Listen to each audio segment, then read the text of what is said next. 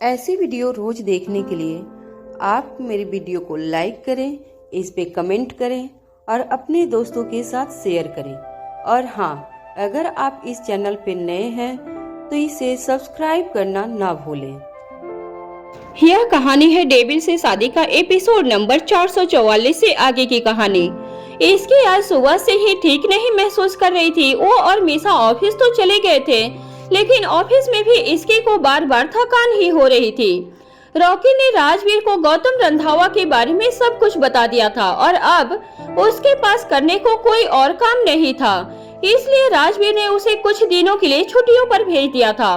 उदय प्रताप ने इसके को परेशान होते हुए देखा तो उन्हें भी थोड़ा अलग लगा था, क्योंकि वो इसके को परेशानी में नहीं देख सकते थे। उन्होंने उसे बुलाकर पूछा तो उसने बताया कि उसे फीवर हो गया है और सर भी दर्द कर रहा है। इस बात से वो बहुत परेशान हो गए कि आखिर फीवर में ऑफिस आई ही क्यों थी। उदय प्रताप के ऑफिस में इसकी उदय प्रताप के सामने चुपचाप बैठी थी। वो बहुत थकी हुई लग रही थी। तभी उदय प्रताप ने इसकी से कहा, मैं अभी तुम्हारे लिए जूस और कुछ खाने को मंगवाता हूँ। हालांकि इसकी को अभी समझ नहीं आ रहा था कि उसके लिए इतना परेशान वो क्यों हो रहे थे। इसकी ने कहा, नहीं अंकल, इसकी कोई जरूरत नहीं, मैं घर चली जाती हूँ। उदय प्रताप को जब से पता चला कि इसकी की तबीयत ठीक नहीं है, तब से वो उसे घर भेजना चाहते थे, क्योंकि अब उसे थोड़ी देर भी मुश्किल में नहीं देखना चाहते थे। उदय प्रताप ने अपने ऑफिस अटेंडेंट से कहकर इसकी के लिए जूस मंगवा लिया था। इसकी ने जैसे तैसे जूस पी लिया था। इसकी को लगा कि अंकल अब और परेशान न हो जाएं, इसलिए उसने उन्हें कहा, अंकल मैं घर ही चली जाती हूँ, थोड़ा रेस्ट करूंगी तो ठीक फील करूंगी। उदय प्रताप को भी ये बात ठीक लगी थी। वो भी यही चाहते थे कि इसके घर पर जाकर आराम से रेस्ट करे। उदय प्रताप ने इसकी से कहा, मैं ड्राइवर के साथ तुम्हें घर भिजवा देता हूँ और रास्ते में रीत के हॉस्पिटल जाकर चेक भी करवा लेना। इसकी को ऐसा लग रहा था कि उसकी तबीयत इतनी खराब नहीं थी कि उसे डॉक्टर को दिखाना पड़े। इसकी कुछ सोच रही थी कि उदय प्रताप ने उससे कहा, मैंने रीत से बात कर ली है। इसकी को आज उदय प्रताप बहुत ज्यादा केयरिंग लग रहे थे, लेकिन उसे इसका कारण समझ नहीं आ रहा था। इसकी सोच रही थी कि आज अगर उसके डैड होते तो वो भी उसके लिए इतने ही परेशान होते और उसकी इतनी ही परवाह करते। इसकी ने उदय प्रताप से कहा, अंकल मैं बस थोड़े रेस्ट से ठीक हो जाऊंगी। लेकिन उदय प्रताप इसकी के लिए लापरवाही कहाँ करने वाले थे। उन्होंने ड्राइवर को अपने ऑफिस में बुलाया और कहा, पहले मैडम को हॉस्पिटल लेकर जाना और उसके बाद इन्हें घर छोड़कर आना। इसकी ये सब देख रही थी। उदय प्रताप ने इसकी से कहा, बेटा अब आप जाओ और डॉक्टर को दिखाओ। इसकी ने उदय प्रताप की तरफ देखते हुए कहा, हाँ अंकल। वो कहना तो बहुत कुछ चाहती थी, लेकिन अभी उसे समझ नहीं आ रहा था कि आखिर वो उनको थैंक यू कैसे कहे। तभी उदय प्रताप ने इसकी से कहा, अगर कल तबीयत ठीक लगे तो ऑफिस आना, वरना छुट्टी ले लेना। इसकी ने इस बात पर भी हाँ कह दिया था और वहाँ से अपने डेस्क पर चली गई थी। मीसा अपने लैपटॉप के सामने देखते हुए काम कर रही थी। इसकी ने देखा कि मीसा तो बहुत ही कंसंट्रेशन के साथ काम कर रही थी। तभी उसे मीसा से पूछा, क्या कर रही हो? मीसा का पूरा ध्यान लैपटॉप पे था और जैसे ही उसने इसकी की आवाज अचानक सुनी तो बुरी तरह से घबरा गई थी। उसने इसकी से कहा, तूने तो मुझे डरा ही दिया था। इसकी काफी देर बाद केबिन में आई थी। मीसा ने इसकी से पूछा, क्या हुआ, तुझे अंकल ने डांटा क्या? इसकी ने कहा, पागल है क्या तू? अंकल ने तो मुझे घर जाने के लिए बोल दिया, इसलिए मैं अपना बैग लेने आई हूँ। वो तो बहुत अच्छे और केयरिंग भी हैं। पहले मुझे रीत के हॉस्पिटल जाना है और वहाँ से ड्राइवर भैया मुझे घर छोड़ देंगे। मीसा ने जब ये सब सुना तो वो उदय प्रताप के केयर से इम्प्रेस हो गई थी। उसने कहा, क्या बात है इसकी, तुझे तो पूरा VIP ट्रीटमेंट मिल रहा है। इसकी ने कहा, चल अभी मैं जा रही हूँ। इसकी ने टेबल से अपना बैग लिया और वो मीसा को बाय करके चली गई थी। जैसे ही उदय प्रताप ने CCTV में इसकी को ऑफिस से निकलते हुए देखा तो उन्हें रिलैक्स महसूस हुआ। वहीं दूसरी तरफ मधु के घर पर मधु अभी भी सो रही थी, क्योंकि कल रात को वो इतनी घबरा गई थी कि उसे बहुत लेट नींद आई थी। मधु को तभी हॉल से कुछ आवाजें आई और उन आवाजों से अचानक उसकी नींद खुल गई। मधु घबराकर उठी और हॉल में गई। वो जैसे ही हॉल में गई तो उसने अपने सामने जो देखा उसे देखकर हैरान रह गई थी। मधु ने एक्साइटेड होकर कहा, मॉम, डैड। मधु उन्हें देखकर इतनी खुश हुई कि वो दौड़कर अपने मॉम डैड के गले लग गई। मधु के पेरेंट्स आज सुबह जल्दी यहाँ आ गए थे और मधु बहुत ही आराम से सो रही थी, इसलिए उसे किसी ने भी उठाया नहीं था। मधु ने देखा कि दादी और उसके मॉम डैड साथ में बैठकर बातें कर रहे थे और वो भी उन सब के साथ बैठ गई थी। मधु को अपने पेरेंट्स की जरूरत आज बहुत ज्यादा महसूस हो रही थी और जब उसने उन्हें अपने सामने देखा तो उसकी खुशी का ठिकाना नहीं रहा। मधु के डैड ने कहा, कैसा है मेरा बच्चा? मधु अपने मॉम और डैड के बीच में बैठी थी। मधु ने उसके कंधे पर सर रखते हुए कहा, डैड, मैं बता नहीं सकती हूँ कि आप दोनों को देखकर मैं बहुत खुश हूँ। तभी मधु की मॉम ने कहा, खुश तो हम भी बहुत है बेटा कि तुमने हमें एक माँ दे दी। वैसे तो माँ बाप बच्चों को दादा दादी से मिलवाते हैं, लेकिन तुमने हमारी फैमिली में माँ को लाकर उन्हें कंप्लीट बना दिया। मधु के मॉम डैड भी अपने बिजनेस के साथ साथ सोशल सर्विस भी करते थे, इसलिए वो घर भी ज्यादा नहीं आ पाते थे। जब उन्हें मधु ने पहली बार बताया था कि वो घर में दादी को लेकर आई थी तो वो दोनों ही बहुत ज्यादा खुश हो गए थे कि उनकी बेटी भी उनके जैसे ही है। दादी ने जैसे ही ये सब सुना तो वो समझ नहीं पा रही थी कि आखिर उन्होंने ऐसा क्या कर्म किए थे कि उनकी जिंदगी इस कदर बदल गई थी। मधु वो सभी बातें भूल गई थी जो कल रात हुई थी। मधु अभी इतनी खुश थी कि वो अपने मॉम डैड से बातें किए जा रही थी। दादी ने मधु के मॉम डैड से कहा, आप दोनों ने मधु की परवरिश बहुत अच्छे से की है, वरना आजकल तो लोग अपनों के लिए भी ऐसा नहीं करते जैसा कि आप सबने मुझ गरीब के लिए किया है। मधु के डैड ने कहा, नहीं माँ, अगर हमने आपको माँ कहा है तो ये दिल से कहा है। मेरे माँ बाप बचपन में ही गुजर गए थे, इसलिए मुझे पता है कि सर पर माँ का साया होना कितना जरूरी है। ये तो हमारी किस्मत है कि मधु को आप मिल गई। दादी अभी काफी इमोशनल हो गई थी। तभी मधु की मॉम ने कहा, तो आज हम सब घूमने चलेंगे। ये सुनते ही सबने हाँ कह दिया था, क्योंकि बहुत दिनों से सभी ने साथ में टाइम स्पेंड नहीं किया था। सभी ने साथ में ब्रेकफास्ट किया और फिर घूमने चले गए। वहीं दूसरी तरफ कनाडा में कोमल जी और अर्णव जी की गाड़ी एक जगह पर आकर रुक गई थी। कोमल जी को पहले तो बहुत एक्साइटमेंट लगी, आज इतने दिनों के बाद वो लोग कहीं घूमने जा रहे थे। लेकिन जैसे ही उनकी गाड़ी यहाँ आकर रुकी तो वो सोच में पड़ गई थी। कोमल जी ने अर्णव जी से पूछा, ये तो किसी का घर है, हम यहाँ क्यों आए हैं? ये तो पार्क नहीं है। अर्णव जी घर से कोमल जी को पार्क का कहकर लेकर आए थे, लेकिन वो किसी के घर के आगे आकर रुक गए थे। अर्णव जी ने कोमल जी से कहा, कोमल तुम नीचे उतरो गाड़ी से। कोमल जी नीचे उतर गई और अर्णव जी ने ड्राइवर को जाने को कह दिया था। कोमल जी ने फिर से कहा, आप बताइए ना, हम कहाँ जा रहे हैं? अर्णव जी ने गहरी सांस ली और कहा, कोमल हम यहाँ एक डॉक्टर के घर आए हैं। एक लंबी सी गली के सामने एक घर था जो थोड़ा सा दूर था। अर्णव जी ड्राइवर को जाने का इसलिए कह दिया था क्योंकि वो चाहते थे कि वो इस रास्ते में कोमल जी को सब कुछ बता देंगे। कोमल जी ने जैसे ही डॉक्टर का नाम सुना तो उन्होंने कहा, डॉक्टर के पास क्यों जाना है? अर्णव जी को कोमल जी के चेहरे पर टेंशन साफ साफ दिख रही थी। तभी अर्णव जी ने कोमल जी का हाथ पकड़ा और उनके साथ चलने लगे। कोमल जी का हाथ अर्णव जी ने इस कदर कभी नहीं थामा था। उन्हें अब अजीब सा डर लग रहा था, उनकी बेचैनी बढ़ रही थी, इसलिए अब वो अपने इमोशंस को अपने अंदर नहीं रख पा रही थी। कोमल जी ने सामने एक बेंच देखी तो अर्णव जी से कहा, मुझे जब तक आप सब कुछ नहीं बताओगे तब तक मैं कहीं नहीं जाने वाली हूँ। ये सुनते ही अर्णव जी और कोमल जी उस बेंच पर बैठ गए थे। तब अर्णव जी ने कोमल जी के हाथ को अपने हाथ में लिया और कहा, कोमल अब मैं जो कहने वाला हूँ उसे तुम्हें ध्यान से सुनना और समझना होगा। जब श्रुति मुझे छोड़कर गई थी तब मैं बहुत बिखर गया था, लेकिन उसके बाद तुम मेरी लाइफ में आई और तुमने मुझे संभाला और बच्चों को भी संभाला। मैं जानता हूँ कि मैंने आज तक तुम्हें वो प्यार नहीं दिया जिसके तुम हकदार थी, लेकिन मैंने तुम्हें इज्जत हमेशा किया है और करता भी रहूंगा।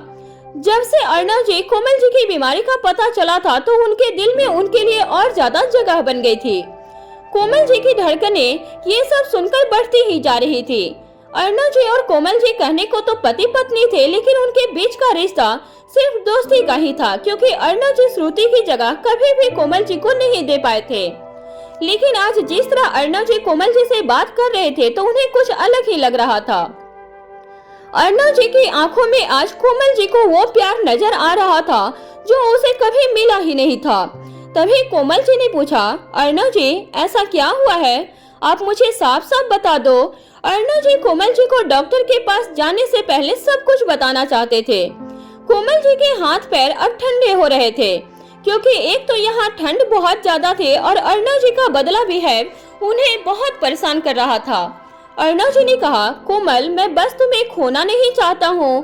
कोमल जी ने जैसे ही अर्णव जी के मुंह से ये बात सुनी तो वो दंग रह गई। आखिर आज इतने सालों के बाद एक पराये देश में अर्णव जी इस तरह की बात क्यों कर रहे थे, ये एकदम से समझना कोमल जी के लिए बहुत मुश्किल हो रहा था। कोमल जी भी अब बर्फ की तरह जम गई थी।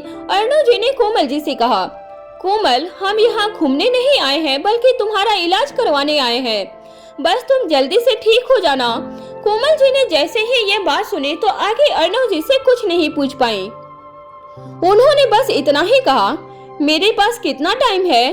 कोमल जी ने जिंदगी में बहुत बुरा टाइम देखा था और उसके अंदर हिम्मत कूट कूट कर भरी हुई थी। उनकी आंखों में जरा सा भी डर नहीं था। आज जब उन्हें पता चला कि उनके पति भी उनसे प्यार करते हैं तो उनके अंदर बहुत हिम्मत भर गई थी। अर्णव जी ने कोमल जी का हाथ पकड़ा और कहा, तुम बहुत जल्द ठीक हो जाओगी कोमल। ये कहते ही अर्णव जी ने कोमल जी को गले से लगा लिया। कोमल जी को आज जब अर्णव जी ने यूं गले लगाया तो उन्होंने अर्णव जी की आंखों में देखते हुए कहा, जिस पत्नी का पति उसके साथ हो उसे दुनिया की कोई भी ताकत नहीं हरा सकती, तो ये बीमारी क्या चीज है। अर्णव जी ने जैसे ही कोमल जी का जज्बा देखा तो उनके अंदर भी बहुत हिम्मत आ गई थी। दोनों साथ साथ डॉक्टर से मिलने उनके घर पर चले गए थे। वहीं दूसरी तरफ इसके हॉस्पिटल पहुंची। हॉस्पिटल में इसके को अभी बहुत वीकनेस सी फील हो रही थी। वो जैसे ही गाड़ी से निकली तो उसे ऐसा लग रहा था कि काश उसने उदय प्रताप को मना कर दिया होता और सीधा घर जाकर रेस्ट किया होता। वो गाड़ी के अंदर बैठे बैठे ये सब सोच ही रही थी कि उसे ड्राइवर ने कहा, मैडम हॉस्पिटल आ गया। इसके को तभी ध्यान आया कि अब इन सब बातों को सोचने का कोई मतलब नहीं था, अब उसे हॉस्पिटल जाना ही होगा। इसलिए वो गाड़ी से उतर गई। वो जैसे ही हॉस्पिटल के अंदर गई तो उसने देखा कि सामने बेंच पर कोई था। इसके सीधा बेंच के पास गई। रूही बेंच पर बैठी हुई थी और उसकी आंखों में आंसू थे। इसकी ने रूही को रोते हुए देखा तो उससे घबरा कर पूछी, दीदी आपको क्या हुआ, आप ऐसे क्यों रो रहे हो। रूही ने जैसे ही इसकी को वहाँ देखा तो उसे खड़े होकर गले लगा लिया और फिर रोने लगी। वहीं इसकी खुद को संभाल नहीं पा रही थी, लेकिन उसने जैसे ही रूही को यूं परेशान देखा तो उसमें अचानक हिम्मत आ गई। उसने रूही से कहा, दीदी आप बिल्कुल टेंशन मत लो, मैं हूँ ना आपके पास। तभी वहाँ रीत पानी लेकर आ गई।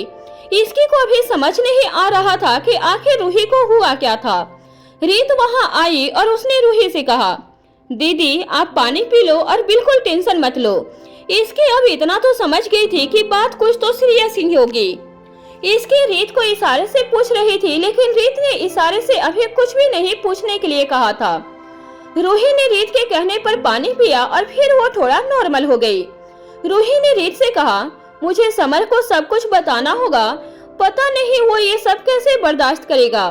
तभी रीत ने कहा, दीदी आप अभी इतना स्ट्रेस मत लो, मैडम ने आपको अभी वापस बुलाया है। रूही वहाँ से खड़ी हुई और डॉक्टर के केबिन में चली गई। इसकी भी रूही के साथ ही अंदर चली गई। डॉक्टर ने रूही से कहा, रूही मैंने तुम्हें पहले भी बताया था कि तुम्हारी प्रेगनेंसी में बहुत सी कॉम्प्लिकेशंस होने वाली हैं और ये तो तुम भी समझ रही हो कि तुम्हारे साथ प्रॉब्लम धीरे धीरे ज्यादा बढ़ ही रही है। अभी थोड़ी देर पहले जो टेस्ट हमने लिया था और जो डाउट मुझे हो रहा था वो सही था रूही। इसकी और रूही डॉक्टर की बात ध्यान से सुन रही थी। इसकी ने रूही को सपोर्ट करने के लिए उसका हाथ पकड़ लिया था। रूही ने डॉक्टर से घबराकर धीमी आवाज में पूछा, क्या प्रॉब्लम हुई है डॉक्टर। डॉक्टर ने रूही की तरफ देखते हुए कहा, रूही तुम्हारा यूट्रस बहुत वीक है, इसलिए वो एम्ब्रियो को अच्छे से हैंडल नहीं कर पा रहा है, इसीलिए इसी वजह से तुम्हें फिर से मिसकैरेज हो सकता है। इस बार एक पॉसिबल बात यह है कि इस बार ये ठीक हुआ है कि हमें इस कंडीशन के बारे में टाइम रहते ही पता चल गया है। रूही ने जैसे ही ये बात सुनी तो उसकी आंखों में आंसू फिर से आ गए थे। वो अपने बच्चे के लिए बहुत एक्साइटेड थी, लेकिन कल रात से उसके पेट में बहुत दर्द हो रहा था। उसे पहले तो लगा कि ये दर्द यूं ही हो रहा होगा, लेकिन उसके बाद उसने सोचा कि कल वो डॉक्टर को दिखा लेगी। आज सुबह जब रूही उठी थी तो उसे थोड़ी ब्लीडिंग भी हो गई थी, जो प्रेगनेंसी में बिल्कुल ठीक नहीं थी। रूही ने समर का भी वेट नहीं किया था और सीधे हॉस्पिटल आ गई थी। यहाँ हॉस्पिटल में उसे डॉक्टर ने पहले ही बता दिया था कि उसके बच्चे को अभी बहुत खतरा है, इसलिए टेस्ट करवाकर बाहर बैठी थी और अकेले में उसकी आंखें भर आई थी। रूही ने डॉक्टर से पूछा, डॉक्टर अब हमें क्या करना होगा? तब तक रीत भी वहाँ आ गई थी। डॉक्टर ने रूही से कहा, रूही अभी के लिए हमें आपके यूट्रस में कुछ स्टिचेस लगाने होंगे ताकि आपकी बॉम्ब में बेबी आराम से ग्रो कर सके, और प्रोजेस्टेरोन के इंजेक्शन भी लगाने होंगे। साथ ही साथ रूही तुम्हारे साथ एक और कंडीशन हो रही है कि बेबी तक प्रोटीन नहीं पहुंच रहा है, क्योंकि उसमें ब्लॉकेज है, तो तुम्हें हर दूसरे दिन ब्लड थिनिंग इंजेक्शन भी लेने होंगे। इसकी को तो ये सब सुनकर मानो झटका ही लग गया था। रूही अपने बेबी को बचाने के लिए कुछ भी करने को तैयार थी, इसलिए उसने बिना एक मिनट भी सोचे डॉक्टर से कहा, मैं तैयार हूँ डॉक्टर, मुझे बस अपने बेबी को बचाना है। ये सुनते ही इसके और रीत बहुत हैरान हो गए थे, क्योंकि जिस बात के लिए रूही ने हाँ कहा था वो बहुत टफ थी। डॉक्टर ने रूही से कहा, रूही मैं समझ सकती हूँ कि तुम अपने बेबी के लिए सब कुछ करने के लिए रेडी हो, लेकिन मैं तुम्हें ये भी बताना चाहती हूँ कि ये जर्नी बहुत टफ होने वाली है, इसलिए तुम्हें इमोशनली और फिजिकली स्ट्रांग होना पड़ेगा। रूही ने अपने आंसू पोंछे और कहा, डॉक्टर मैं तैयार हूँ, I am ready doctor. Ruhi के स्ट्रांग विल पावर को देखकर डॉक्टर भी हैरान थे, लेकिन वो ये भी जानते थे कि अगर इतनी कॉम्प्लिकेशंस के बाद भी रूही कंटिन्यू करना चाहती थी तो ये उसकी हिम्मत ही थी। डॉक्टर ने रूही को 1 वीक का टाइम दिया था, खुद को मेंटली प्रिपेयर कर ले और उन्हें बता दे। रूही को अब सब कुछ क्रिस्टल क्लियर दिख रहा था। रूही ने अपने बेबी के लिए बहुत इंतजार किया था, इसलिए वो अब वापस पीछे मुड़कर नहीं देखना चाहती थी। फिर इसके और रूही दवाई लेकर केबिन से बाहर आ गए। रीत ने रूही को काफी कुछ समझाया और इसकी को भी चेक करवाकर दोनों को ड्राइवर के साथ घर भेज दिया। वहीं दूसरी तरफ कनाडा में अर्णव जी ने कोमल जी को इतने सालों के बाद इस तरह गले लगाया था, और कोमल जी को भी ये एहसास बहुत अच्छा लगा, क्योंकि जीवन साथी की जरूरत उम्र के इस पड़ाव में सबसे ज्यादा होती है। अर्णव जी ने कोमल जी का हाथ पकड़ा और दोनों डॉक्टर के घर की तरफ जाने लगे। अर्णव जी ने चलते चलते कहा, किसी ने ठीक ही कहा है, अपने की वैल्यू तभी समझ आती है जब हम ऐसा लगता है कि हम उन्हें खो देंगे। कोमल जी को अब ऐसा लग रहा था कि अब उन्हें दुनिया की कोई बीमारी भी नहीं हरा सकती थी, क्योंकि उनके पति उनके साथ थे। वो जब से शादी करके अर्णव जी के घर आई थी, उसके बाद धीरे धीरे अर्णव जी से प्यार हो गया था, लेकिन अर्णव जी ने अपनी वाइफ की जगह अपने दिल में कोमल जी को नहीं दी थी। कोमल जी ने अर्णव जी से कहा, मुझे कुछ भी नहीं होगा। कोमल जी की बात सुनकर अर्णव जी के अंदर जैसे नई जान आ गई थी। दोनों बातें करते करते डॉक्टर के घर पहुंच गए थे। डॉक्टर के घर के बाहर बहुत शांति थी और अंदर से कोई आवाज नहीं आ रही थी। उनके घर के 1-2 किलोमीटर दूर तक कोई घर नहीं था। ऐसा लग रहा था कि उन्होंने जानबूझकर रहने के लिए इस जगह को चुना होगा। अर्णव जी ने डोरबेल बजाई तो अंदर से एक सर्वेंट आया और उसने उन दोनों को अंदर बैठने के लिए कहा। अर्णव जी और कोमल जी अंदर जाकर बैठ गए और वहाँ उनके पास फायर प्लेस भी थी। डॉक्टर का घर बहुत ही अलग तरह से सजा हुआ था। उनका घर था तो टोरंटो में, लेकिन अंदर से ऐसा लग रहा था जैसे किसी भारत के देश प्रेमी का घर हो। घर में हर जगह हिंदुस्तान की यादें समेटी और पिरोई गई थी। तभी एक आदमी अंदर से कुर्ते पजामे में बाहर आए। उन्होंने एक लॉन्ग कोट और शॉल ओढ़ी हुई थी। उन्होंने बाहर आते ही कोमल जी और अर्णव जी से कहा, नमस्ते, आपको यहाँ तक आने में कोई तकलीफ तो नहीं हुई ना? मुझे उदय ने बताया था कि आप लोग आने वाले हो। ये सुनते ही कोमल जी को बहुत हैरानी हुई कि उदय प्रताप को भी इस बारे में सब कुछ पता था, जबकि इसके अलावा घर पर किसी को भी पता नहीं था। तभी अर्णव जी ने कहा, नमस्ते सर, आपके बारे में जैसा उदय जी से सुना था आप तो बिल्कुल वैसे ही हैं। पहले तो मुझे लगा कि उदय जी मुझसे मजाक कर रहे हैं, लेकिन आपसे मिलकर ही मुझे यकीन हुआ कि देश के बाहर रहकर भी लोग अपने देश से प्यार करते हैं। डॉक्टर ने हंसते हुए कहा, अब यही तो बात है ना कि लोग सोचते हैं कि अगर कोई विदेश में रह रहे हैं तो वही विदेशियों के जैसे कपड़े पहनते होंगे या उसी तरह बोलते होंगे, लेकिन हमारा तो दिल भी हिंदुस्तानी है और हम भी। डॉक्टर साहब का नाम देव आनंद दत्ता था और कुछ साल पहले ही वो रिटायर होकर यहाँ बस गए थे। जब अर्णव जी ने जैसे ही डॉक्टर देव के देश प्रेम के बारे में सुना तो उनके मन में भी कई सवाल आ रहे थे। डॉक्टर ने अर्णव जी से कहा, मैं समझ सकता हूँ कि आपके मन में अभी बहुत सारे सवाल आ रहे होंगे। मैं आपको सब कुछ बताऊंगा। यह तो अभी हमारी पहली मुलाकात है। अर्णव जी को तो अब डाउट ही हो रहा था कि कहीं वो गलत पते पर तो नहीं आ गए थे। तभी डॉक्टर ने कहा, नहीं नहीं, आप सही पते पर ही आए हैं। जैसे ही उन्होंने ये कहा तो अर्णव जी को लगा कि ये डॉक्टर हैं या माइंड रीडर, क्योंकि अर्णव जी के दिमाग में जो भी बात चल रही थी वो उसका जवाब दे रहे थे। तभी डॉक्टर देव ने अपने सर्वेंट को आवाज लगाई और कहा, अरे भाई, चाय लेकर आओ, ठंड कितनी ज्यादा बढ़ गई है। कोमल जी को डॉक्टर साहब से मिलकर बहुत अच्छा लग रहा था, क्योंकि इतने दिनों के बाद वो किसी से मिली थी जो खुद अपने देश से इतना प्यार करते थे। तभी डॉक्टर ने कोमल जी की तरफ देखते हुए कहा, आपको टेंशन लेने की जरूरत बिल्कुल नहीं है, सब कुछ ठीक हो जाएगा। मैंने आपकी रिपोर्ट भी देख ली है। अर्णव जी और कोमल जी को ये सुनकर बहुत अच्छा लगा। हालांकि अर्णव जी ने सोचा था कि डॉक्टर उन्हें बहुत कुछ बताएंगे, लेकिन उन्होंने तो सिर्फ आज उनसे कुछ बातें ही की थी। अर्णव जी ने सोच लिया था कि वो घर जाकर उदय प्रताप से बात करेंगे। उन लोगों ने थोड़ी देर और बातें की और फिर वो दोनों वापस अपने घर चले गए। वहीं दूसरी तरफ मधु अपनी फैमिली के साथ बाहर घूमने गई थी। उसके साथ उसके मॉम, डैड और दादी भी थी और वो लोग पहले मॉल में गए। मॉल में वो लोग जैसे ही पहुंचे तो दादी इस बार पहले से ज्यादा नॉर्मल थी, क्योंकि पिछली बार दादी के लिए सब कुछ नया था। उन लोगों ने साथ में शॉपिंग की और फिर कई जगह घूमने गए। मधु ने कई दिनों के बाद इतना एंजॉय किया था और उसे आज विश्वास ही नहीं हो रहा था कि आज उसकी पूरी फैमिली उसके साथ है। वहीं दूसरी तरफ इसकी और रूही गाड़ी से घर जा रहे थे। रूही को इसकी ने बहुत ही आराम से अपनी गोद में सुलाया हुआ था, जबकि उसकी तबीयत खुद भी ठीक नहीं थी।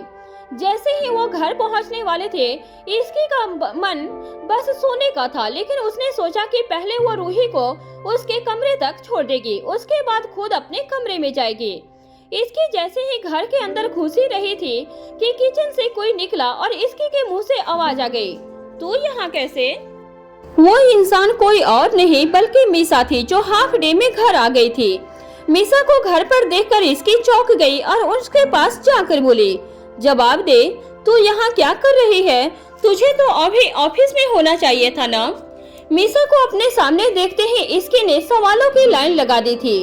वहीं मीसा इसके के सवालों को सुनकर बोली, शांत हो जा, तेरे जाने के बाद मेरा मन नहीं लगा, तो मैं भी आ गई तेरे बहाने। मीसा की बात सुनकर इसकी ने गहरी सांस ली। उसे समझ नहीं आ रहा था कि वो मीसा को क्या कहे। मीसा का काम में ज्यादा मन नहीं लग रहा था, तो ये बात तो इसकी जानती थी। अपने सामने इसकी को चुपचाप खड़ा देखकर मीसा उसके कंधे को हिलाते हुए बोली, क्या हुआ? मीसा की आवाज सुनकर इसकी ने उसके हाथ को अपने कंधे से हटाया और बोली, कुछ भी नहीं, मैं तो ऑफिस से निकल गई थी, तो फिर तू क्यों आई? जब हाफ डे कर ही लिया था तो पूरे दिन काम करने में क्या जा रहा था? इसकी की बात सुनकर मीसा बोली, एनर्जी जा रही थी जो मेरे में बिल्कुल भी नहीं बची थी। थक गई थी सुबह से काम करते हुए, और अगर ऐसे ही मैं काम करती रही तो मैं भी बीमार पड़ जाती। मीसा की बातों को सुनकर इसकी को उसके ऊपर बहुत तेज गुस्सा आ रहा था, लेकिन अभी वो मीसा से लड़ना नहीं चाहती थी, क्योंकि अभी ना तो उसके पास इतना टाइम है और ना ही एनर्जी। इसकी सीधे रूही के पास गई और बोली, चलिए दीदी, मैं आपको रूम तक छोड़ देती हूँ, मैं खुद चली जाऊंगी। इसकी तुम्हारी तबीयत भी ठीक नहीं है, इसलिए तुम भी अपने रूम में जाकर आराम करो, रूही ने इसकी को मना करते हुए कहा। रूही की बात सुनने के बाद भी इसकी नहीं मानी और रूही को उसके रूम तक छोड़ कर आई थी। साथ ही उसे रोने से भी मना किया था। वहीं मीसा ने ये सब देखा और उसे कुछ समझ नहीं आ रहा था कि इसकी रूही को ऐसे उसके रूम में छोड़ने क्यों गई थी। मीसा ने रूही के चेहरे को भी देखा जो उदास और मुरझाया हुआ था और आंखों को देखकर कोई भी बता सकता था कि वो कितना रोई थी। मीसा के मन में कई सवाल थे और उन सवालों के जवाब उसे सिर्फ इसकी से ही मिल सकता था। यही सोचकर मीसा इसकी के रूम में चली गई। इसकी के रूम में जाकर मीसा ने देखा कि इसकी खिड़की के पास खड़ी होकर बाहर बिगड़ते हुए मौसम को देख रही थी। बाहर आसमान में चारों तरफ काले बादल छा रहे थे और साथ ही हवाएं तेज तेज चल रही थी। मौसम को बिगड़ते हुए देखकर मीसा इसकी के पास आकर खड़े होते हुए बोली, लगता है बहुत तेज बारिश होगी। मीसा की बात सुनकर इसकी ने एक नजर पीछे पलटकर उसे देखा और फिर से खिड़की से बाहर देखते हुए बोली, और तूफान भी आएगा। इसकी कुछ हुआ है क्या? मीसा बोले। रूही के बारे में जानकर इसकी को बहुत दुख हुआ था। रूही का दर्द ऐसा था जिसे शब्दों में बयान नहीं किया जा सकता था, लेकिन इस दर्द को एक माँ अच्छे से समझ सकती थी, जिस वजह से वो दर्द इसकी अच्छे से समझ रही थी। रीवा को हल्का सा भी कुछ होता था तो उसका दर्द इसकी को भी होता था। रूही अभी किस दर्द में होगी ये बात इसकी समझ रही थी। रूही के बारे में सोचते हुए इसकी की आंखें नम हो गई थी, जिसे देखकर मीसा और घबरा गई और वो बोली, इसके क्या हुआ है बताना। मीसा की बात सुनकर इसकी ने उसे एक एक करके सारी बात बता दी थी। रूही के बारे में जानकर मीसा को जैसे झटका सा लग गया हो। उसके मुंह से एक शब्द नहीं निकल रहा था। अभी तो सबकी लाइफ अच्छे से चल रही थी, फिर ये क्या हो गया? यही सारी बातें मीसा के दिमाग में घूम रही थी। मीसा खुद को संभाल कर बोली, ये क्या बोल रही है तू? दी के साथ इतना गलत क्यों होता है? पिछली बार उस हादसे में उन्होंने अपना बच्चा खो दिया था और फिर से इस बार उसके बच्चे को खतरा है, ऐसा क्यों? मीसा को अच्छे से याद था कि पिछली बार वो सब कितने एक्साइटेड थे, लेकिन उस हादसे के बाद सब कुछ बदल गया था। रूही ने अपना बच्चा ही खो दिया था और वो कैसे कुछ महीनों तक एकदम चुप सी हो गई थी। उस रात रूही की क्या हालत थी ये सभी ने देखा था। इसकी ने मीसा की बातों को सुनकर और उसे इतना दुखी देखकर कहा, तू चिंता मत कर, दीदी बहुत ब्रेव है, वो अपने बच्चे को कुछ नहीं होने देगी। और जब वो हार नहीं मान रही है तो तू क्यों हार मान रही है? पिछली बार की तरह इस बार ऐसा कुछ नहीं होने वाला है।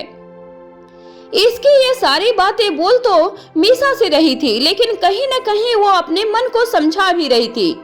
ये वक्त हिम्मत रखने का था, जिसमें सभी को हिम्मत रखकर खुश रखने की कोशिश करना होगा, जिससे रूही भी खुश रहे। मीसा और इसकी इस बात को समझ रहे थे। मीसा इसकी को देखकर बोली, अच्छा अब तू भी रेस्ट कर, तेरी भी तबीयत ठीक नहीं है और सविता को मैंने घर भेज दिया है, रीवा को मैं अपने साथ रखूंगी। मीसा की बात सुनकर इसकी बोली, ठीक है। इसके फीवर में रीवा के करीब नहीं जाना चाह रही थी, क्योंकि रीवा अभी बहुत छोटी थी और उसे बहुत जल्द ही फीवर हो सकता था। इसकी का रीवा के पास जाकर उसे गोद लेने का मन तो बहुत था, लेकिन वो ऐसा नहीं कर सकती थी। मीसा ने इसकी को अपने सामने ही बेड पर लेटकर सोने के लिए कह दिया था, क्योंकि उसे इसके के ऊपर विश्वास नहीं हो रहा था। मीसा की जिद को देखकर इसकी हार मानते हुए बेड पे जाकर अपनी आंखों को बंद कर लिया और कुछ ही देर में इसकी नींद में चली गई थी। मीसा भी वहां से निकलकर रीवा के साथ अपने रूम में चली गई। आज रीवा की पूरी जिम्मेदारी उसने ले रखी थी। वहीं दूसरी तरफ शाम का वक्त था। उदय प्रताप अपने रूम में टहल रहे थे। वो अभी अभी ऑफिस से आए थे, जिस वजह से वो ऑफिस के कपड़े में ही थे। उन्होंने इसकी की बहुत फिक्र हो रही थी। जब से उन्हें पता चला था कि इसके को फीवर था, तब से वो काम नहीं कर पाए थे। उसका मन बेचैन था और उन्हें इसके से बात करनी थी, लेकिन वो ऑलरेडी इसके को 2 बार कॉल कर चुके थे और एक बार तो इसके ने नींद में उनका कॉल रिसीव भी किया था। उदय रूम में टहलते हुए खुद से बोले, पता नहीं सोकर उठी भी है या नहीं उठी है। उदय को चिंता घेरे जा रही थी, जिस वजह से उन्हें राजवीर को कॉल करने का सोचा था। उन्होंने सोचा कि अब तक राजवीर घर पहुंच गया होगा, जिस वजह से राजवीर से उन्हें इसके के फीवर के बारे में पता चल ही जाएगा। यही सोचकर उदय ने राजवीर को कॉल किया। वहीं दूसरी तरफ राजवीर अभी भी अपने ऑफिस में था, क्योंकि आज उसके पास काम सुबह से ही बहुत ज्यादा था। राजवीर का काम थोड़ी ही देर में खत्म होने वाला था कि तभी उसका फोन रिंग हुआ। पहले तो राजवीर ने कॉल को इग्नोर किया, लेकिन जब फोन दोबारा बजा तब जाकर राजवीर ने अपने फोन की तरफ देखा तो उसे उदय कॉल कर रहे थे। उदय का कॉल देखकर राजवीर ने जल्दी से कॉल पिक किया और कहा, हेलो। राजवीर की आवाज सुनते ही उदय सीधे इसके के बारे में पूछते हुए बोले, इसके कैसी है, क्या फीवर उतरा है उसका?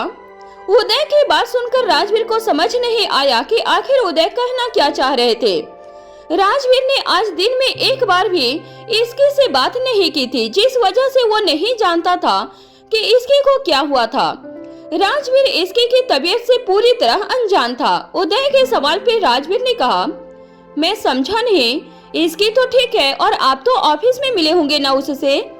राजवीर की बात सुनकर उदय बोले, तुम अभी कहाँ हो, क्या घर नहीं गए? नहीं, मैं अभी ऑफिस में हूँ, बस निकल ही रहा हूँ। उदय की बात पे राजवीर ने कहा।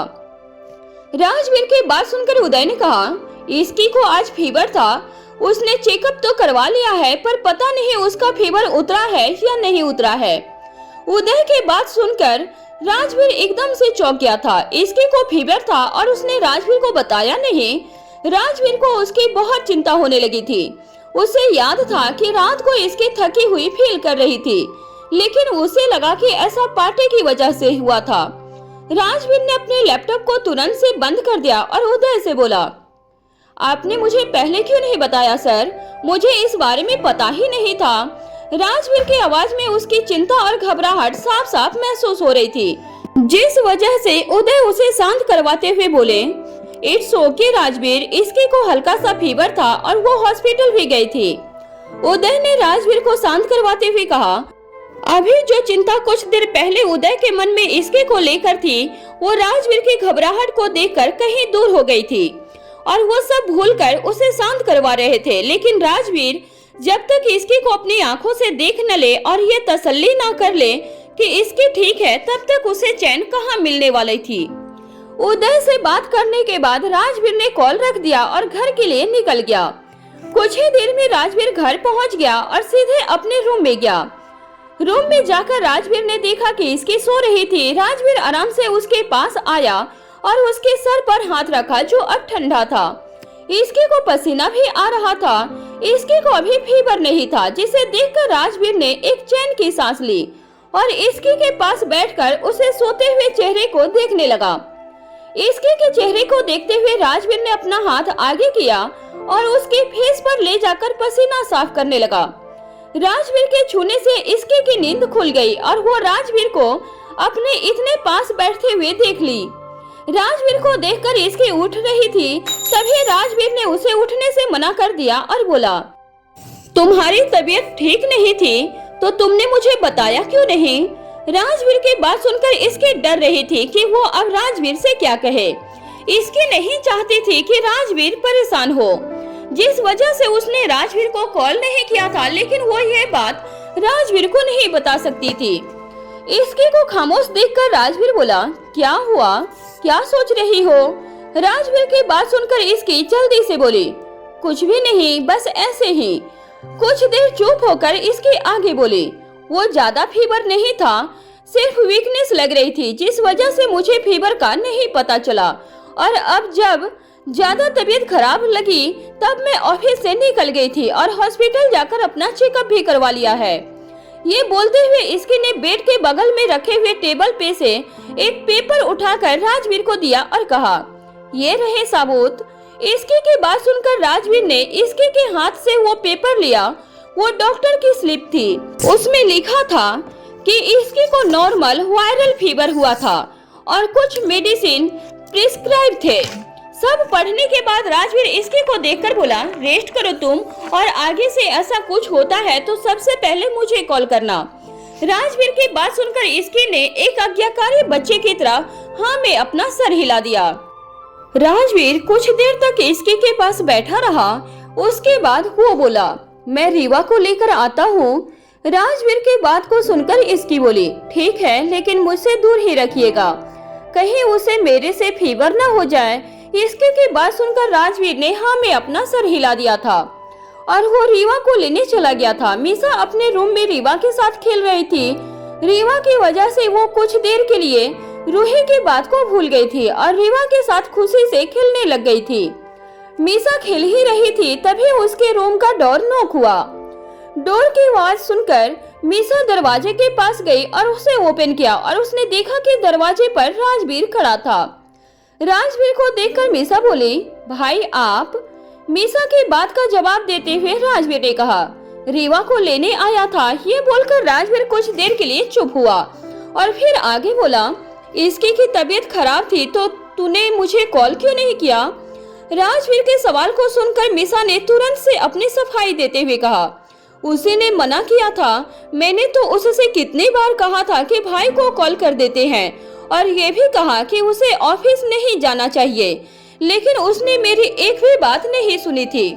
मीसा ने एक एक करके राजवीर को सारी बात बता दी।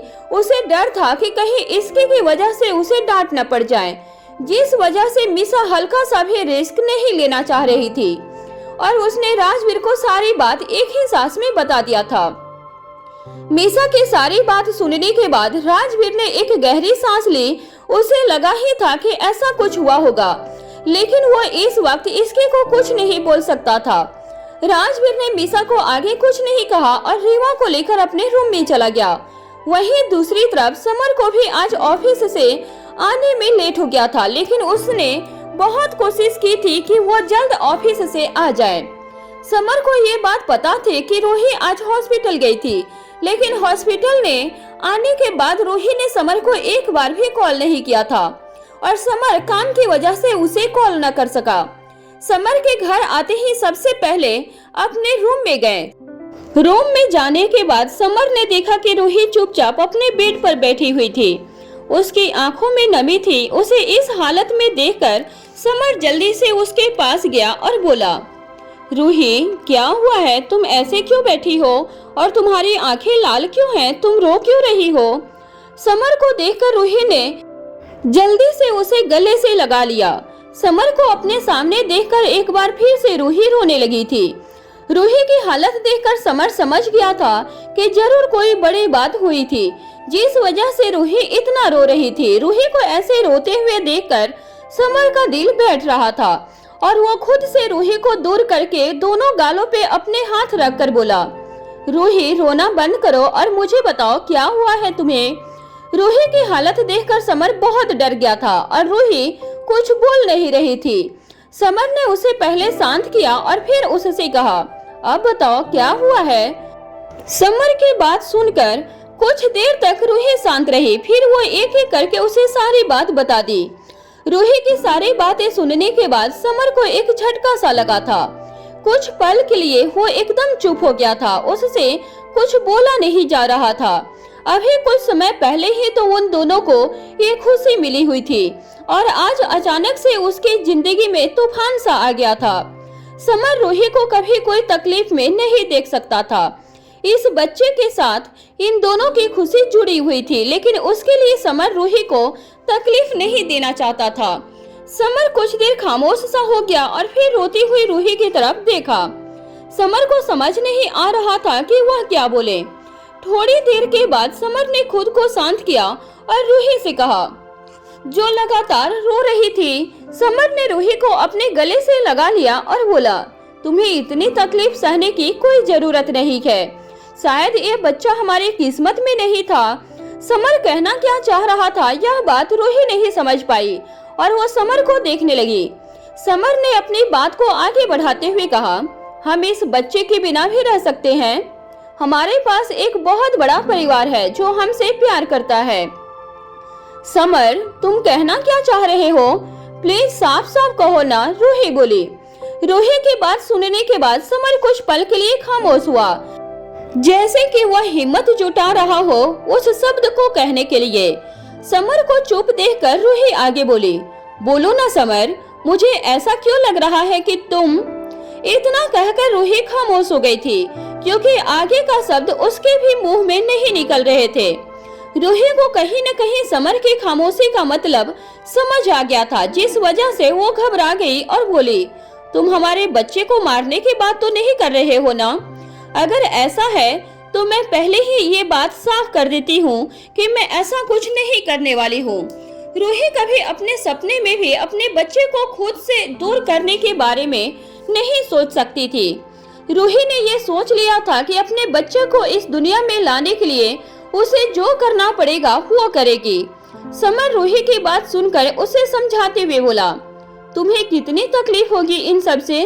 तुम्हें क्या लगता है तुम्हें ऐसे देखकर कोई खुश रह पाएगा? और बाकी सबको छोड़ो, मेरे बारे में सोचो। मैंने तुम्हें इतने दर्द में नहीं देख सकता, इसलिए बोल रहा हूँ तुम एबॉर्शन करवा लो। बिल्कुल भी नहीं, मैं एबॉर्शन नहीं करवाने वाली हूँ। और जिस दर्द के बारे में तुम बोल रहे हो ना, वो कोई दर्द नहीं है। उससे बड़ा दर्द अपने बच्चे को खोने का है, जो मैं एक बार सह चुकी हूँ। दोबारा इस दर्द को सहने की हिम्मत मेरे में नहीं है। रूही रोते हुए बोली। रूही कभी भी समर की इस बात के लिए नहीं मानने वाली थी। समर ने एक दो बार और कोशिश की, लेकिन रूही नहीं मान रही थी। उसने ठान लिया था कि वो जो अपने बच्चे से दुनिया में लेकर आएगी। समर रूही की जिद को देखकर उससे नाराज हो गया था और वो रूही को ऐसा करने नहीं दे सकता था। वहीं दूसरी तरफ राजवीर ने रीवा को झूले में सुला दिया था और अब इसके के पास जाकर उससे बोला, तुमने अपनी दवाई ले ली? राजवीर की बात सुनकर इसके को ध्यान आया कि उसने दवाई नहीं खाई थी। इसके ने जल्दी से बहाने देते हुए कहा, वो मैंने अभी खाना खाया है, बस मैं दवाई खाने ही जा रही हूँ। इसके ने ये कहा और जल्दी से दवाई खाने लगी। राजवीर इसके के पास आया और उससे बोला, तुम दवाई खाना भूल गई थी ना? राजवीर की बात सुनकर इसकी ने धीरे से सर हिला दिया था, लेकिन कहा कुछ नहीं था। ये देखकर राजवीर ने एक गहरी सांस ली और कहा, आगे से नहीं भूलना है। ये सुनकर इसकी ने एक बार फिर से सर हिला दिया। वो देख सकती थी कि उसकी किसी भी गलती पे राजवीर उसे कुछ नहीं बोल रहा था, वरना अभी तक न जाने कितनी बार राजवीर उसे डांट पड़ चुकी होती। इसकी समझ रही थी कि ऐसा उसके बीमार होने की वजह से हो रहा था। राजवीर की आंखों में इसके के लिए चिंता साफ साफ देखा जा सकता था। राजवीर ऑफिस से जब से आया था तब से वो इसके के साथ ही था और अपना कोई काम नहीं कर रहा था। राजवीर जब से आया था वो नोटिस कर रहा था कि इसकी बहुत कम बोल रही थी। ऐसा वो कभी नहीं करती थी। पहले राजवीर को लगा कि ऐसा उसकी तबीयत खराब होने की वजह से हो रहा होगा, लेकिन उसने नोटिस किया कि इसकी कुछ सैड भी लग रही थी। राजवीर इसका कारण जानना चाह रहा था, लेकिन उसने कुछ नहीं पूछा। राजवीर इसके के गले लगकर बोले, आज का दिन बहुत बुरा था। इसके की बात सुनकर राजवीर बोला, तुम्हारी तबीयत ठीक नहीं है, इसलिए तुम्हें ऐसा लग रहा होगा। राजवीर को लगा कि इसके सिर्फ इसलिए बोल रही होगी क्योंकि उसकी तबीयत खराब हो गई थी और वो रीवा के साथ भी नहीं रह पाई थी, जिस वजह से उसे बिल्कुल अच्छा नहीं लगा होगा। वहीं इसकी राजवीर की बात सुनकर कुछ पल के लिए शांत हो गई थी। उसके मन में रूही की बात भी आज पूरे दिन चली थी और वो सोच रही थी कि राजवीर को इस बारे में बता दे। इसकी ने यही सोचकर राजवीर को बताने का फैसला किया और वो बोली, बात रूही दीदी से जुड़ी हुई है। आज जब मैं हॉस्पिटल गई थी तो वहाँ मुझे रूही दीदी भी मिली थी। ये बोलकर इसकी शांत हो गई। वहीं राजवीर ने जब इसकी की बात सुनी तो उसे रूही की चिंता हुई और वो बोला, क्या बात है इसकी, बताओ ना मुझे। राजवीर के सवाल को सुनकर इसकी ने उसे सारी बात बता दी थी। राजवीर ने खामोशी से इसकी की बात सुनी और सारी बात जानने के बाद भी वो खामोश रहा था। उसे ऐसे देखकर इसकी बोली, क्या हुआ राजवीर? इसकी की बात सुनकर राजवीर बोला, कुछ नहीं। राजवीर ने सिर्फ 2 शब्दों में जवाब दिया। इसकी को राजवीर का रिएक्शन समझ नहीं आया क्योंकि शुरू से लेकर अंत तक राजवीर के एक्सप्रेशन नहीं बदले थे। एक पल के लिए वो शॉक जरूर हुआ था, लेकिन फिर से वो वापस वाले रिएक्शन पे आ गया। राजवीर ने इसकी की तरफ देखा और उससे कहा, तुम जाओ, इस बारे में हम कल बात करते हैं। राजवीर ये बोलकर इसकी के सर को सहलाने लगा। इसकी को भी दवाई की वजह से जल्दी नींद आ गई और वो सो गई थी। राजवीर को जब इस बात का एहसास हुआ कि इसकी सो गई है, तब वो इसकी के बगल से उठा और बालकनी पे जाकर खड़ा हो गया। उसके दिमाग में इसकी की कही हुई बातें चल रही थी। उस समय बेशक राजवीर ने कोई रिएक्शन नहीं दिया था, लेकिन अपनी बहन को लेकर उसे तकलीफ हुई थी।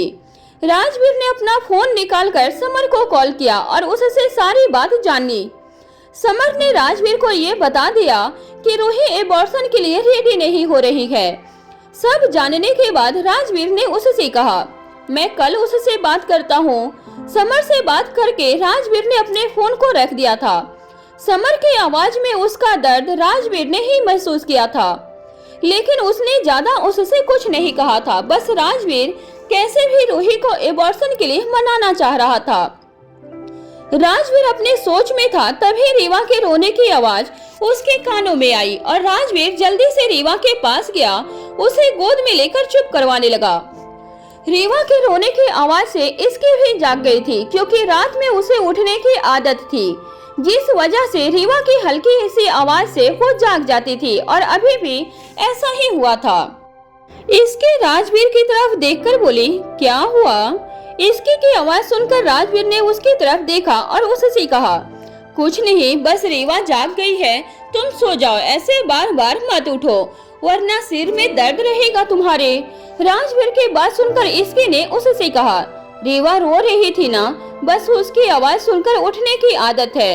इसकी की बात सुनकर राजवीर ने आगे उससे कुछ नहीं कहा था और थोड़ी देर में रीवा को दूध पिलाकर उसे सुला दिया था। उसके बाद राजवीर फिर इसके के पास गया और उसे भी अपनी बाहों में लेकर सो गया था। वहीं दूसरी तरफ सुबह का वक्त था। दादी और मिहिर को भी रूही के बारे में पता चल गया था और दादी ये जानकर रोने लगी थी। मीसा दादी के पास बैठकर उन्हें चुप करवाते हुए बोली, दादी आप शांत हो जाइए, आप ही ऐसे रोने लगोगी तो दीदी को कौन देखेगा? अभी तो मॉम भी नहीं है यहाँ पर, आप प्लीज ऐसे मत रोना। मीसा की बात सुनकर दादी ने शांत होकर मीसा की तरफ देखने लगी। मीसा का कहना सही था, अगर इस वक्त सभी ऐसे खुद ही रोने लगे तो रूही को कौन देखेगा? दादी, मीसा और मिहिर अभी लिविंग हॉल में बैठे हुए थे। तभी उनकी नजर सीढ़ियों से आती हुई रूही और समर पे गई। रूही आकर वहीं सोफे पे बैठ गई। मिहिर रूही के पास आया और उससे बोला, दी आप ठीक है ना? मिहिर की बात सुनकर रूही ने उसे एक स्माइल दी और कहा, हाँ मैं बिल्कुल ठीक हूँ। रूही बोल तो रही थी कि वो ठीक है, लेकिन सभी को समझ में आ रहा था कि ऐसा रूही सिर्फ सभी को दिखाने के लिए बोल रही थी। रूही असल में बहुत दर्द और तकलीफ में थी, जिसका एहसास सभी को था। रूही को देखकर मीसा ने कहा, दी आपको अपनी प्रेगनेंसी को आगे कंटिन्यू नहीं करना चाहिए, आप बेबी अबॉर्ट करवा लीजिए। मीसा ने जो कहा यही बात रूही से सभी कहना चाह रहे थे, लेकिन कोई बोल नहीं पा रहा था। मीसा ने बिना ज्यादा सोचे रूही से बोल दिया। वहीं रूही को पता था कि उसकी कंडीशन के बारे में जानने के बाद सभी उससे यही कहने वाले थे। कल रात को समर ने भी उसे एबॉर्शन के लिए कहा था और रूही ने मना करने के बाद समर उससे गुस्सा हो गया था। गुस्से में भी समर ने उसका पूरा ध्यान रखा था, लेकिन रात से वो रूही से बात नहीं कर रहा था।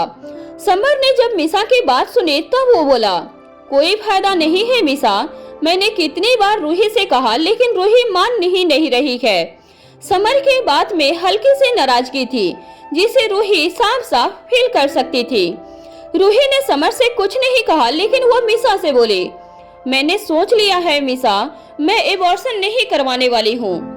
रूही की बात सुनकर अब किसी ने आगे कुछ नहीं कहा। रूही की बात से सभी को समझ आ गया था कि रूही ने अपना मन बना लिया था और अब वो किसी की बात नहीं सुनने वाली थी। तभी वहाँ पर राजवीर इसकी के साथ आया। इसकी को देखकर रूही बोली, इसकी अब तुम्हारी तबीयत कैसी है? रूही की बात सुनकर इसकी सोफे पे बैठते हुए बोली, अभी ठीक है, फीवर भी नहीं आया है। इसकी अब कल से ज्यादा सही थी, लेकिन थोड़ी बहुत वीकनेस अभी भी उसमें थी। कल से ही वो सिर्फ सो रही थी, जिस वजह से वो रूम में नहीं रहना चाह रही थी। तब राजवीर उसे अपने साथ बाहर लिविंग हॉल में लेकर आया और यहाँ पे उसने रूही की बात सुनी, जो एबॉर्शन नहीं करवाना चाह रही थी। राजवीर ने रूही की तरफ देखकर कहा, रूही, एक बार अच्छे से सोच लो इस बारे में। कोई नहीं चाहता है कि तुम इतना दर्द सहो। राजवीर की बात सुनकर रूही बोली, भाई, मैंने सब सोचकर ही फैसला किया है। मैं एक बार अपने बच्चे के खोने का दर्द सह चुकी हूँ, अब दूसरा उस दर्द से मुझे नहीं गुजरना है। रूही की बात सुनकर इसकी बोली, दी ने जब सोच लिया है तो हम सभी को उनके फैसले में उनका साथ देना चाहिए। मैं समझ सकती हूँ कि ये सब आसान नहीं है, लेकिन एक बार आप दीदी की जगह पर रहकर सोचिए, उनके लिए ये सब कितना मुश्किल है। इसकी की बात को सुनकर मिसा बोली, इसकी, हम सब दीदी का ही सोच कर कह रहे हैं। हाँ, तो एक बार रूही दीदी के नजरिए से सोच कर देख, इसकी बोली। इसकी ने रूही की कंडीशन हॉस्पिटल में देखा था। रूही कितना रो रही थी और कितना मुश्किल से उसने ये फैसला किया था, सब इसकी ने देखा था, जिस वजह से इसकी रूही की तरफ से बोल रही थी। शायद रूही की जगह वो खुद भी होती तो यही करती। इसकी की बात सुनने के बाद राजवीर रूही को देखकर बोला, एक बार और सोच लो रूही, उसके बाद तुम्हारा जो फैसला हो हम सब तुम्हारे साथ हैं। राजवीर की बात सुनकर रूही ने कुछ नहीं कहा और हाँ में अपना सर हिला दिया। सभी लिविंग हॉल से उठकर अपने अपने रूम में चले गए। मीसा भी अपने रूम में जाकर ऑफिस के लिए रेडी होने लगी। आज उसे अकेले जो जाना था, इसकी की तबीयत खराब थी और इस हाल में राजवीर उसे घर से एक कदम भी बाहर निकलने नहीं देगा। रूही के रूम में समर भी ऑफिस जाने के लिए रेडी हो रहा था। वो अभी भी रूही से बात नहीं कर रहा था, जिस वजह से रूही समर के पास आई और बोले, समर, तुम क्या अभी भी मुझसे नाराज हो? समर ने रूही की बात का कोई जवाब नहीं दिया और वो अपनी फाइल में देखने लगा, जो उसे ऑफिस लेकर जानी थी। रूही समर के पास आई और उसके हाथ से फाइल लेकर बोली, क्या तुम मेरा साथ नहीं दोगे? तुम ऐसे मेरे से नाराज रहोगे तो मेरा क्या होगा? रूही ये बोलते हुए थोड़ी सी इमोशनल हो गई थी और उसकी आंखें नम हो गई थी, जिसे देखकर समर ने जल्दी से रूही को गले लगाकर कहा, प्लीज तुम फिर से मत रोने लग जाना। समर की बात सुनकर रूही बोले, एक तो तुम बात नहीं कर रहे हो और ऊपर से रोने भी नहीं दे रहे हो। रूही की बात सुनकर समर ने कहा, अच्छा, मैं कोई नाराज नहीं हूँ, इसलिए अब रोना नहीं। समर की बात सुनकर रूही ने हाँ में अपना सर हिला दिया था। समर समझ गया था कि रूही ने जो सोच लिया अब वो करके ही रहेगी, जिस वजह से उसे कुछ कहने का अब कोई मतलब नहीं था। बस इन सब में अब उसका साथ देना था और उसे खुश रखना था। समर रूही को खुद से अलग करके बोला, मुझे आज ऑफिस जाना होगा, आज एक इम्पोर्टेंट मीटिंग है और सर नहीं जा रहे हैं, तो तुम प्लीज अपना अच्छे से ध्यान रखना और रोने की कोई जरूरत नहीं है, मैं जल्दी आ जाऊंगा। समर की बात सुनकर रूही ने हाँ किया और समर से प्रॉमिस किया कि वो अब नहीं रोएगी, जिसे सुनकर समर ने रूही के फोरहेड पे किस किया और फिर समर ऑफिस के लिए निकल गया था। समर के जाने के बाद रूही अपने बेड पे बैठकर एक बुक पढ़ने लगी। रूही का जब कभी मन नहीं लगता था या उसका मन दुखी होता था, तब वो बुक्स पढ़ने लगती थी, जिसमें उसका ध्यान भटक सके। और अभी भी रूही ऐसा ही कुछ कर रही थी, अपने मन को वो दूसरे कामों में लगा रही थी, जिससे उसका दिमाग कुछ और सोचे ही ना। वहीं दूसरी तरफ राजवीर अपने रूम में सोफे पे बैठा हुआ था और अपने बगल में रीवा को पीलो की मदद से बैठा रखा था, साथ ही उसके साथ बीच बीच में खेल भी रहा था। इसके बहुत देर से राजवीर को देख रही थी, वो ऑफिस जाने के लिए रेडी नहीं हो रहा था। ये देखकर इसकी बोली, राजवीर, आज आपको ऑफिस नहीं जाना है क्या? इसकी के सवाल को सुनकर राजवीर ने उसकी तरफ देखा जो बेड पर बैठी हुई थी।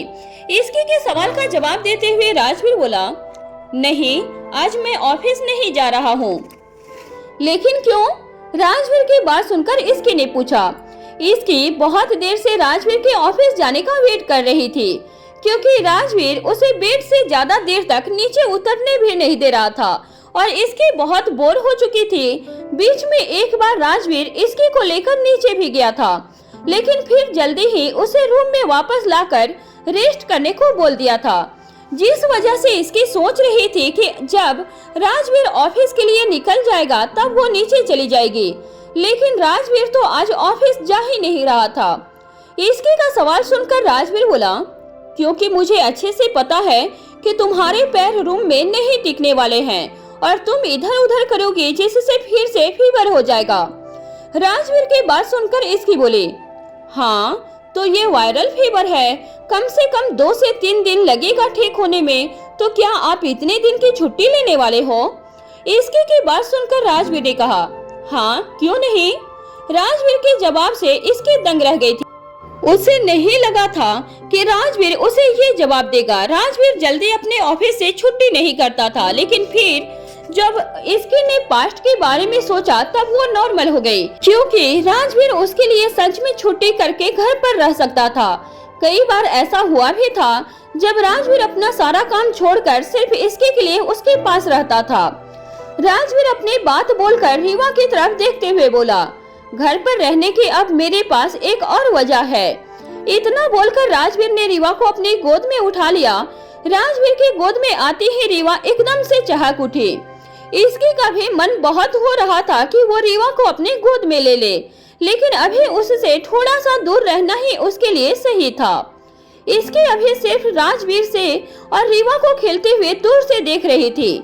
कुछ देर तक रीवा के साथ खेलने के बाद राजवीर ने उसे सुला दिया था, क्योंकि आज वो बहुत जल्दी जाग गई थी।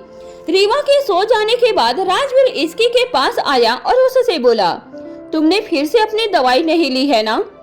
इतना बोलकर राजवीर ने इसकी को उसकी दवाई दी और थोड़ी कड़क आवाज में आगे कहा, तुम्हारी तबीयत ऐसे कैसे ठीक होगी? टाइम से दवाई नहीं ले रही हो तो? राजवीर की बात सुनकर इसकी बोली, बस मैं दवाई खाने ही जा रही थी। इतना बोल इसकी ने जल्दी से दवाई खा ली। दवाई लेने के बाद ही इसकी का फोन रिंग होने लगा और उसने देखा उससे उदय प्रताप कॉल कर रहे थे। ये देखकर इसकी बोली, अंकल का कॉल आ रहा है। इसकी की बात सुनकर राजवीर ने उसके फोन को देखा। इसकी ने कॉल रिसीव किया और उदय प्रताप से बात करने लगी। उदय को इसकी की बहुत चिंता हो रही थी, जिस वजह से उन्होंने कई बार राजवीर से मैसेज में इसकी के बारे में पूछा था। थोड़ी देर तक उदय से बात करने के बाद इसकी ने कॉल कट कर दिया और फिर राजवीर की तरफ देखकर बोली, अंकल को मेरी कितनी चिंता होती है। कल से आज तक मैंने उन्हें बहुत बार कॉल किया, जबकि मुझे सिर्फ वायरल फीवर ही हुआ है। उदय का कॉल इसकी के पास जब भी आता था उससे इसकी बहुत खुश हो जाती थी। उसे एक अपनापन सा महसूस होता जब उदय उसकी चिंता करते थे।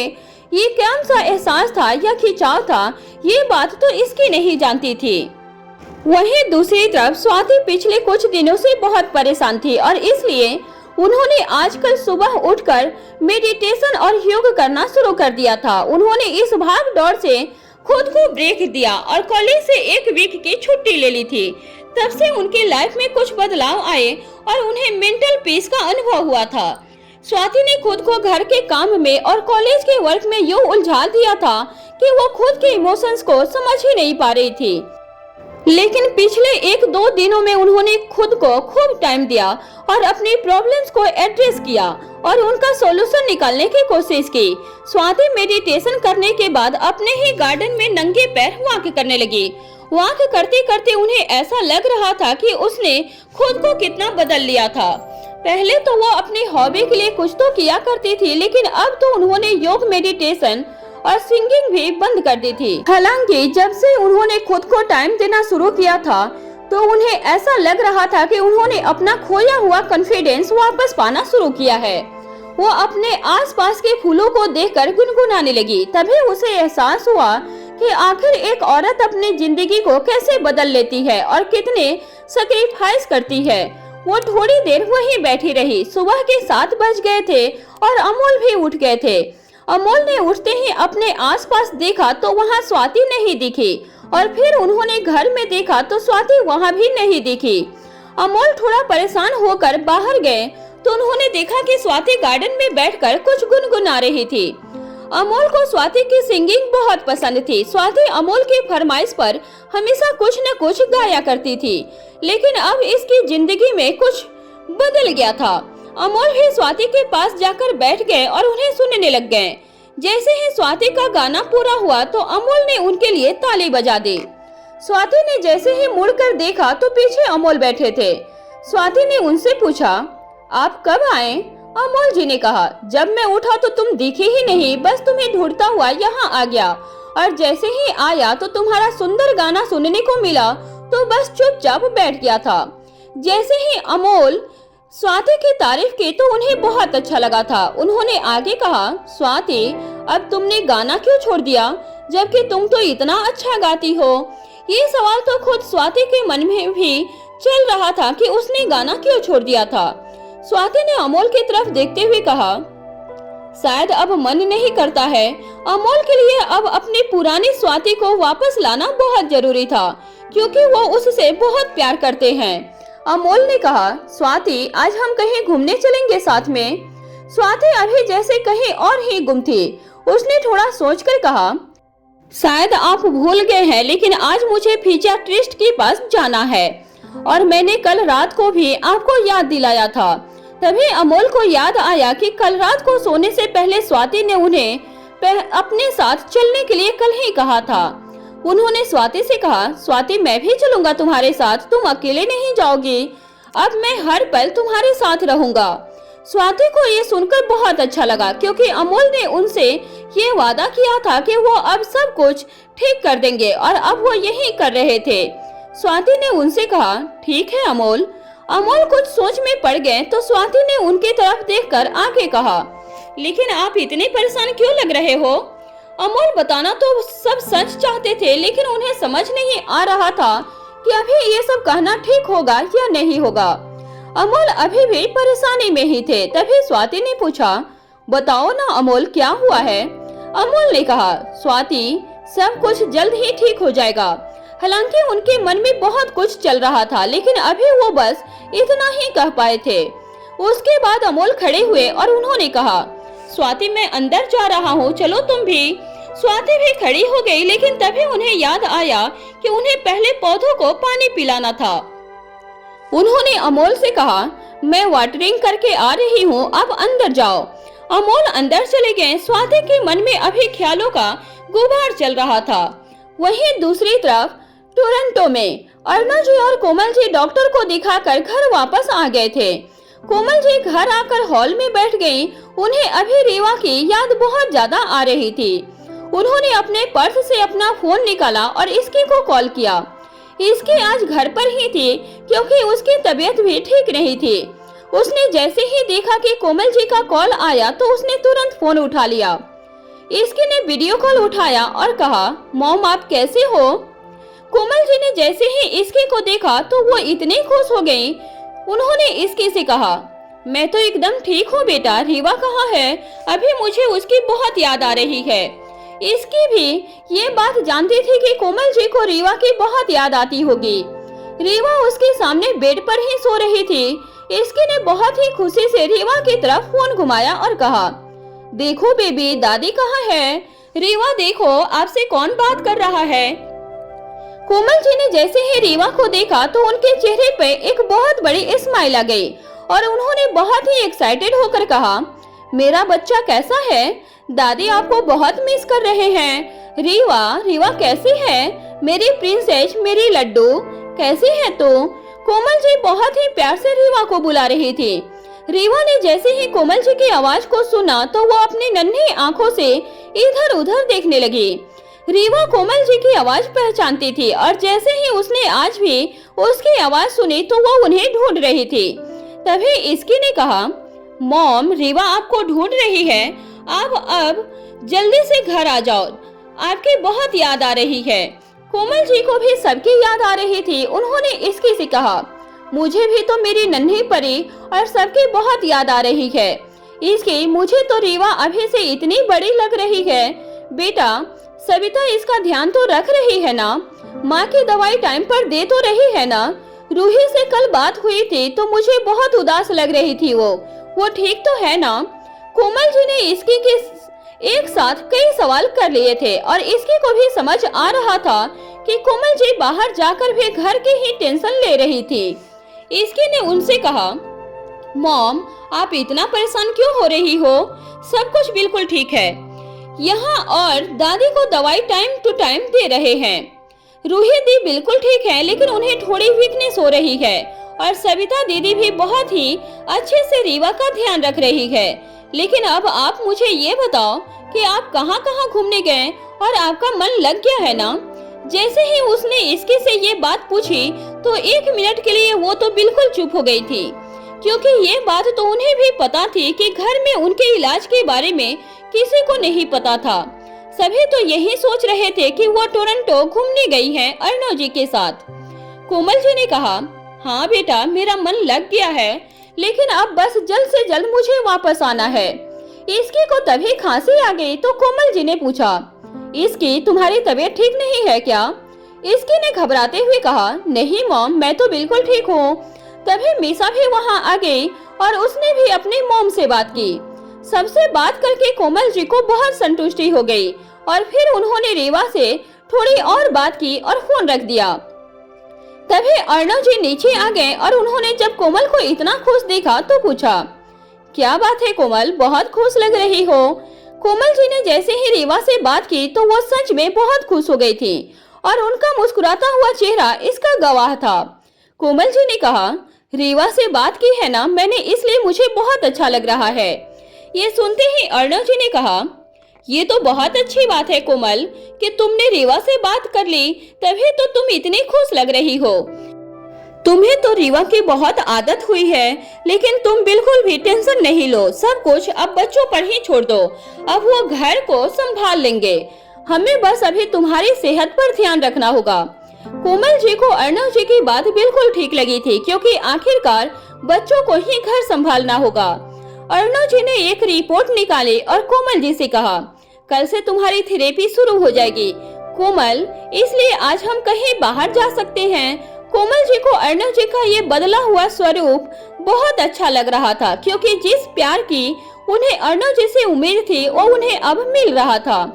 कोमल जी ने उनसे कहा, ठीक है आज हम डिनर बाहर कर लेंगे। अर्णव जी ने कोमल जी से कहा, अभी तुम रेस्ट कर लो कोमल, मैं जरा बाहर जाकर आ रहा हूँ। कोमल जी ने हाँ कहा और अर्णव जी बाहर चले गए। कोमल जी को अब बहुत ही सुकून महसूस हो रहा था, क्योंकि उनकी पहली शादी के नरक से बहुत मुश्किल से बाहर आई थी। उनकी शादी जब से अर्णव जी से हुई थी तो उन्हें खूब इज्जत मिली और उनकी जिंदगी के पहले के जितने भी घाव थे वो इस शादी में भर गए थे। कोमल जी को अब ऐसा लग रहा था जैसे उनके सब्र का फल उन्हें मिल गया है। वहीं दूसरी तरफ मधु और उसकी फैमिली एक होटल में खाना खा रही थी। मधु ने सब कुछ अपनी पसंद का ऑर्डर किया। वो सभी खाने का इंतजार कर रहे थे और तभी दादी ने कहा, बेटा मुझे बाथरूम तक ले जाओ। मधु की मॉम ने जैसे ही ये बात सुनी तो उन्होंने कहा, माँ मैं चलती हूँ आपके साथ। मधु की मॉम उन्हें वॉशरूम लेकर चली गई। मधु की मॉम ने दादी को अंदर भेजा और जैसे ही वो बाहर आई तो उनका एक कॉल आ गया। वो बात करते करते साइड में चली गई। मधु और उसके डैड उनका वेट कर रहे थे, लेकिन वो आए नहीं। तभी मधु की मॉम का फोन कॉल जैसे ही पूरा हुआ तो वो खुद भी टेबल पर आ गई। मधु ने जैसे ही देखा कि उसकी मॉम इतनी देर के बाद आई और वो भी अकेले, तो वो बहुत ज्यादा घबरा गई थी। मधु ने अपनी मॉम से कहा, मॉम दादी कहाँ है? मधु की मॉम ने कहा, माँ यहाँ नहीं आई क्या? मधु को अभी कुछ समझ नहीं आ रहा था, क्योंकि दादी गई तो उसकी मॉम के साथ थी, लेकिन अभी उसकी मॉम अकेले ही वापस आ गई है। तभी मधु दौड़कर वॉशरूम की तरफ गई। वहीं मधु की मॉम डैड बहुत ही कंफ्यूज थे कि आखिर दादी गई कहाँ। मधु की मॉम और डैड भी मधु के पीछे पीछे गए, लेकिन मधु वॉशरूम में गई और उसने अंदर जाकर देखा, लेकिन दादी कहीं नहीं थी। मधु बहुत ही घबरा गई और रोते हुए बाहर आई और अपने मॉम डैड से कहने लगी, मॉम डैड दादी यहाँ नहीं है, वो कहाँ गई होंगी?